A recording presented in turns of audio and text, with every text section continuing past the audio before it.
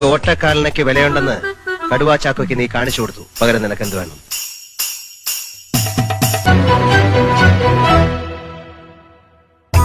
അന്ന് ഞാൻ ആ കറുത്ത കണ്ണട ചോദിച്ചത് കുട്ടിക്കാലത്ത് ഞാൻ ആരാധിച്ചിരുന്ന ആ കണ്ണുകൾ ഒന്നും അറിയില്ലാതെ കാണാനായിരുന്നു.